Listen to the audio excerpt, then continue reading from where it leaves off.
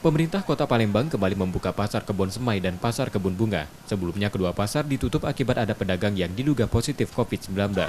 Di Pasar Kebon Semai Sekip Tengah, suasana pasar sudah kembali normal, namun dengan penerapan protokol COVID-19. Setiap pedagang dan pembeli wajib mengenakan masker dan mencuci tangan. Petugas gabungan juga berjaga di lokasi memastikan protokol kesehatan dilakukan. Pedagang mengaku bersyukur kembali bisa berdagang, namun mereka mengeluh jumlah pembeli turun drastis. Diduga akibat isu COVID-19 beberapa pekan lalu sehingga pasar ditutup. Mereka berharap pembeli dapat kembali ramai seperti sebelumnya. Ya alhamdulillah, daripada di rumah nggak ada kerjaan, ini pacak berjualan dapat dikit-dikit. Yang penting pacak dibuka kembali. Ini Pak agak sepi. Kenapa sepi? Nggak tahu juga, katanya kan ada isu-isu positif. Nggak taunya enggak.